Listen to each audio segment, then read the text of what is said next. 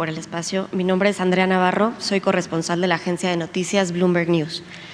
En Bloomberg hicimos una investigación detallada basada en los datos de su propio gobierno, los datos de la cuenta pública. Estos datos muestran que durante su sexenio el presupuesto de las Fuerzas Armadas ha crecido en 150%.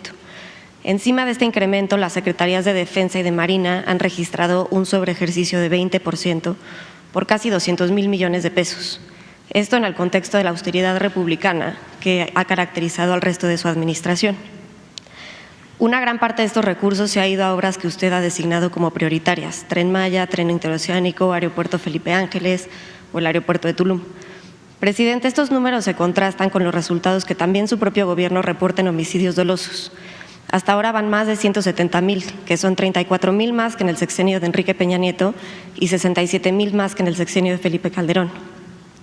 Con estos resultados, ¿usted considera que ha sido la mejor idea seguir priorizando obras de infraestructura a la seguridad de los ciudadanos? Gracias. Bueno, mira, aquí explico eso. Y lo he dicho muchas veces. En general, la diferencia de nosotros con los neoliberales o neoporfiristas es que nosotros tenemos una fórmula que ellos no aplican, que es completamente opuesta a lo que ellos llevan a la práctica, ¿no? Nosotros sostenemos y se lleva a la práctica el que no se permita la corrupción. Es sencillo, es una fórmula sencilla. ¿Pero eso cómo afecta a los homicidios dolosos? Si no hay corrupción y no hay derroche en el gobierno, porque si no hay corrupción ahorramos. Ya no hablemos de cuestiones morales. Nada más imagínate cuánto nos ahorramos por no permitir la corrupción. Yo calculo que más de 2 billones de pesos nos hemos ahorrado por no permitir la corrupción, porque era muchísimo lo que se robaba, más de lo que imaginamos. Aquí hay una relación, un listado de algunos casos de corrupción. Entonces, eso nos ha permitido liberar fondos para el desarrollo. Siempre sostuve, la corrupción no solo hay que combatirla por razones de índole moral, sino porque es una fuente de financiamiento para el desarrollo. Esa es una parte. Los neoliberales no creen en eso. En los 36 años de política neoliberal que se aplicó en México, y te invito a que lo analices, no se mencionaba la palabra corrupción, ni siquiera se mencionaba. Y era el principal problema de México.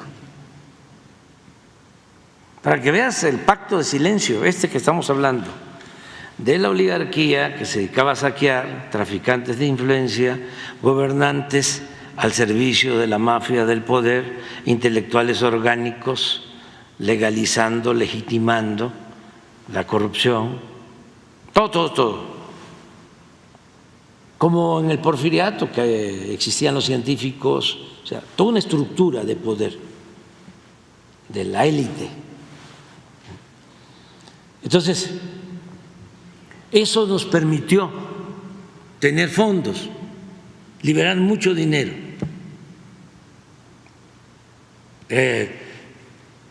La señora Casá y los abajo firmantes no estaban de acuerdo en las pensiones a los adultos mayores.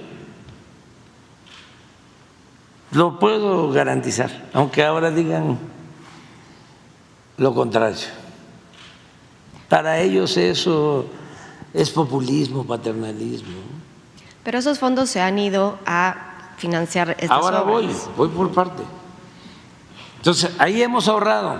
Primero vamos de dónde sale el dinero, ¿sí?, de no permitir la corrupción. Lo segundo, la austeridad republicana. Imagínate que los expresidentes de México cobraban en lo general 5 millones de pesos mensuales de pensión. 5 millones de pesos mensuales de pensión los expresidentes.